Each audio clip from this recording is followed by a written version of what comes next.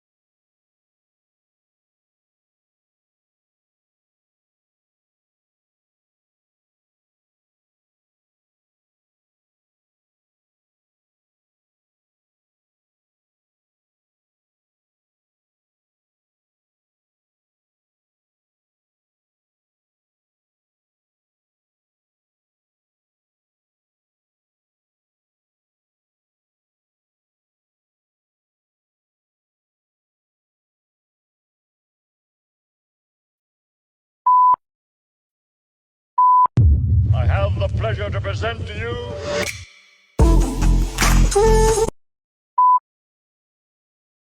जिसके पहले मैं कुछ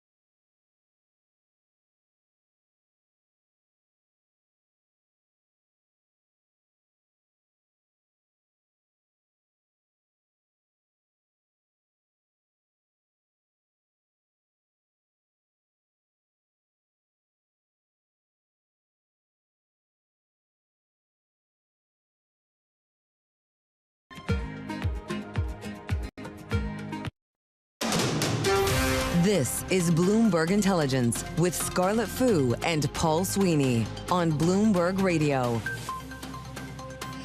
All right, Scarlett Fu, Paul Sweeney live here in our Bloomberg Interactive Brokers studio, streaming live on YouTube as well. Bloomberg Intelligence, it is a global research department. We cover companies and industries all around the world. One of our big concentration of analysts is in London, Queen Victoria Street. And one of the folks that runs that business for us over there is with us today in New York. Tim Craighead, Global Chief Content Officer for Bloomberg Intelligence, joining us here in our Bloomberg Interactive Broker studio. Tim, talk to us about earnings so far coming out of Europe and the UK. The earnings here in the US, we had good second quarter earnings, and it looks like some pretty good third quarter earnings. Talk to us about what the European companies are doing. Yeah, so far, so good. I wouldn't say it's as dramatic as what you're finding over here. We don't have the big tech, to the same degree by any measure. But if you look so far, earnings 53% beat versus high 20% miss. Europe doesn't play the game like the US, where every company is trying to manage estimates and, down to the 10th degree. This is a good reporting period for Europe so far. And What are some of the big themes that are driving earnings growth when there is growth? Yeah, it's an interesting thing. I'm going to put this into a little bit of different perspective to answer your question. If you look over the course of the past 3 years where we've seen U.S. earnings ratchet up, European earnings have been minus 1%. Wow. I mean, it's a shocking difference. Disparity, yeah. A big part of that is technology over here, but a big part of that over there is that there's been some really big drags. Autos and energy and basic materials, think metals, mining, chemicals, were about 27%, not to be overly precise, of the earnings pie in 2022. That group has fallen 2/3 in earnings since then. Not good. To where it's now down to 10% of earnings. Wow. And it's just been a massive drag. The good thing looking forward is that those three are A, smaller, and B, all of them seem to be settling, and there's reasons to think they can move forward, which gives a window for other businesses like industrials or technology, financials, which have been huge with earnings growth, to start to shine through in next year. Broadly speaking, rising trade tensions can't be good for Europe. What are the companies saying? Yeah, it's interesting in that it's another element of this earnings story. There's not many of the sectors that have actually had positive earnings growth this year. If you look at earnings revision trends across sectors, and you have to think part of it is the uncertainty. It could be a direct impact where you're having to pay levies. It could be uncertainty from buyers.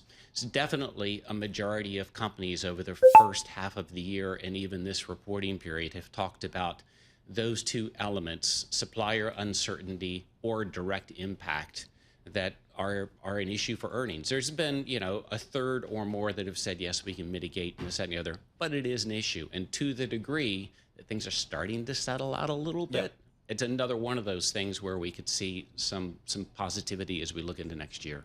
What's the relationship between European companies' earnings and AI? You don't have the big chip makers like we do, NVIDIA, that obviously benefit from the demand for AI and data centers. But you do have ASML, which is a chip manufacturing equipment maker, so it's tied there. But most of these companies, I would imagine, are using AI to create efficiencies and create productivity. Yeah, you hit the nail on the head from the standpoint of ASML is the proximate company there. And clearly you wouldn't have AI to the same degree with NVIDIA et al. If you didn't have AI, but it's only one component. SAP is a play if you wanted to be a second derivative, which again is a big component of European tech. But it is much more of what are companies doing to drive their business. And you'll be hearing more and more on this. We're doing some pretty in-depth work with our year-ahead outlooks through corporate surveys and otherwise on what are the impacts of AI And we are seeing companies focus on customer service, better data, efficiencies. It's not that much of a headcount issue, even though you certainly see some headlines on that here as well as over there. So it's interesting.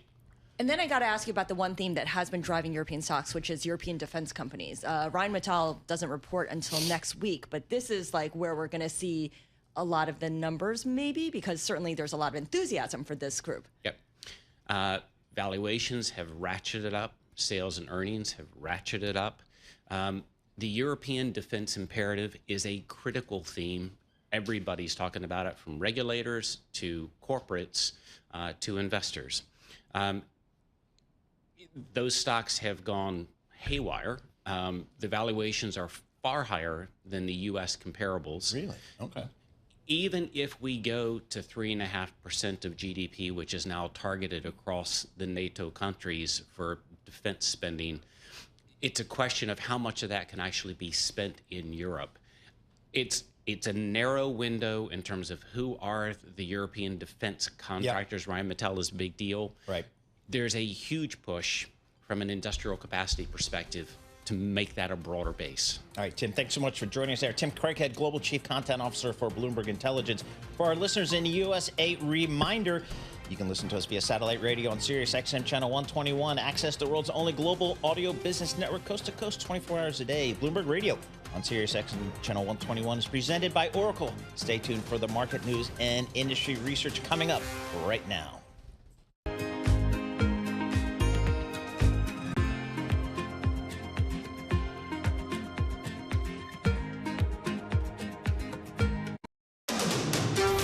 This is Bloomberg Intelligence with Scarlett Fu and Paul Sweeney. How do you think the Fed is looking at tariffs, the uncertainty of tariffs? Let's take a look at the sectors and how they performed. A lot of investors getting whipsawed every day by news events. Breaking market headlines and corporate news from across the globe. Could we see a market disruption, a market event? Are people just too exuberant out there? You see some so-called low-quality stocks driving this short-term rally. Bloomberg Intelligence with Scarlett Fu and Paul Sweeney on Bloomberg Radio, YouTube, and Bloomberg Originals. Good Friday Eve morning. Eve morning, right? Yeah, it is Thursday. I mean, might as well be Friday. Well, I'm looking at Tyler Kendall, and it's 11 hours ahead over there. So it's Friday there. Yes. There we go. All right, live from the Bloomberg Interactive Broker Studio in Midtown Manhattan, this is Bloomberg Intelligence with Paul Sweeney and Scarlett Fu. Coming up in the second hour of Bloomberg Intelligence, Tyler Kendall is joining us from South Korea, where she will wrap up what's happening with President Trump's trip to Asia. Of course, he did have his meeting with Chinese President Xi Jinping. Michael Halen will talk to us about Chipotle. He is Bloomberg Intelligence's senior restaurant and food service analyst. A brutal day for Chipotle shareholders following its latest results. Brian Whalen, the CIO and generalist portfolio manager at TCW, will give us his take on the latest in these markets, with the earnings really doing a number on a couple of stocks. And Geeta Ranganathan of Bloomberg Intelligence joining us to talk about Comcast's earnings as well. And then we will end the hour with a sit-down between David Rubenstein, the Carlyle co-founder and co-chairman, and Goldman Sachs' chairman and CEO, David Solomon. All that coming up this hour. First, though, let's head over to Charlie Pellet for our Bloomberg Business Flash. Hi, Charlie. Hi, thank you very much, and good morning. Right now, we got Goldman shares up by 2.5% ahead of the interview. You mentioned Chipotle. Cannot ignore that stock today, plunging right now by 17% after earnings. Wall Street today pumping the brakes on a furious stock rally after the Fed tempered expectations for a December rate cut. Also, Meta Platforms now dropping by 12.8%.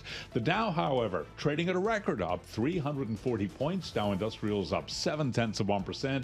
S&P down 23, drop there of 0.3%. Nasdaq down 245 points. Tech earnings front and center. Right now we've got Nasdaq down by 1%. Our Mag 7 index down 2.2%, and the 10-year currently yielding 4.08%. Gold right now up $65 the ounce, back at $39.94. That's an advance of 1.6%. West West Texas Intermediate crude up 0.1%, 60.57 a barrel.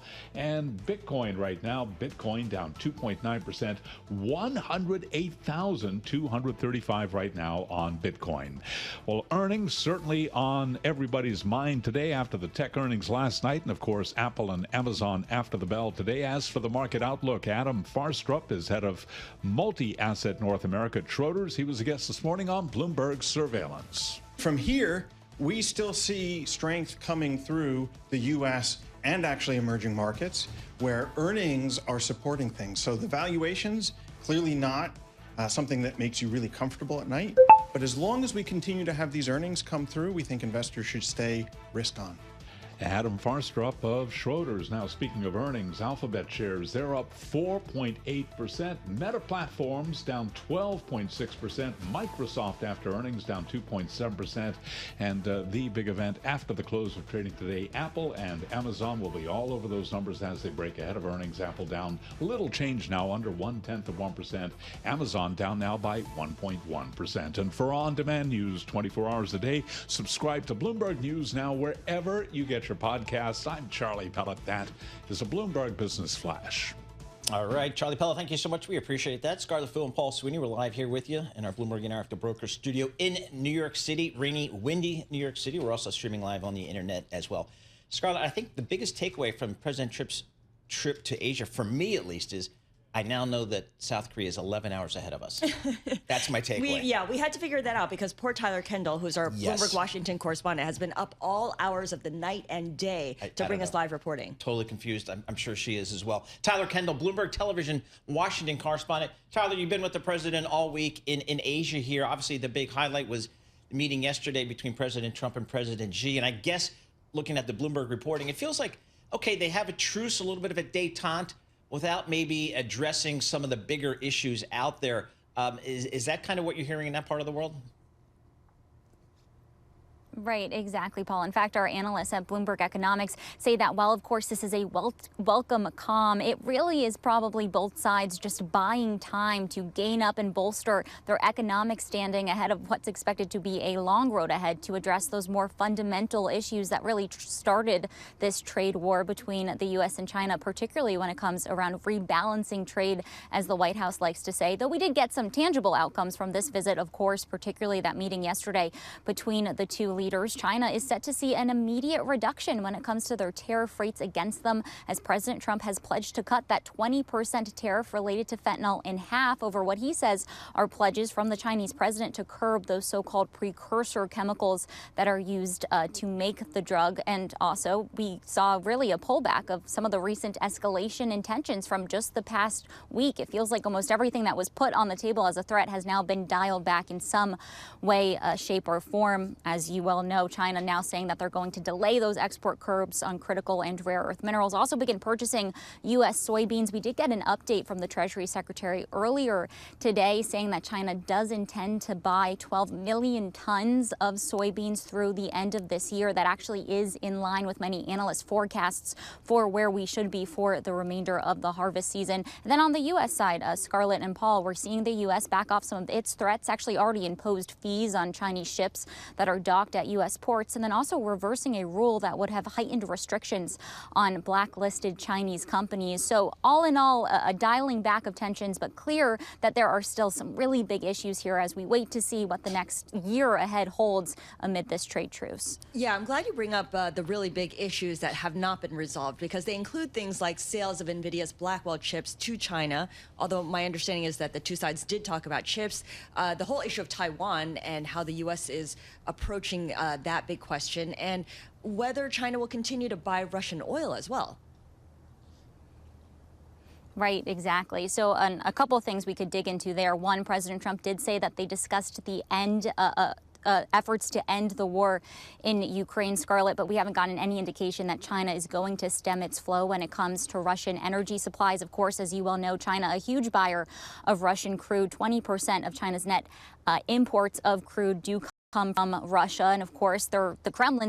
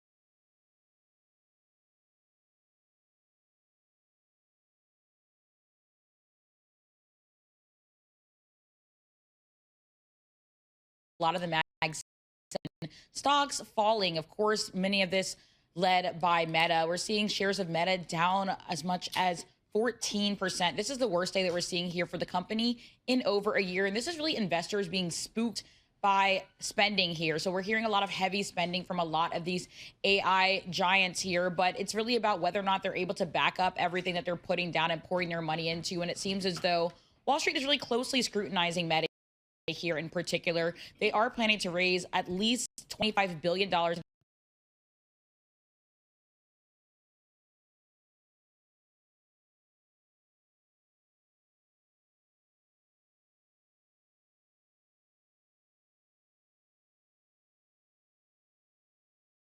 I'm taking it to the let's look at Chipotle.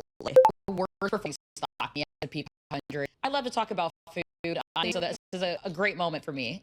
But shares of Chipotle in focus here, ticker CMG, and they're falling. I mean, dismal performance, their worst day since 2012. Falling as much as 22%. This is after the company cut its outlook for the year. They're saying that diners are pulling back from eating out, and they're really worried about consumer spending more broadly. But also, they attributed rising costs to an increase in beef prices and the impact of new tariffs here. So it's really about what the CEO can do in this moment to really paint a turnaround story, especially for a company that's down about 46% so far this year. And another one out there, Eli Lilly's a good one today. Yes, ticker LLY. We're seeing बना हुआ है inverted hammer feel हो रहा है बार बार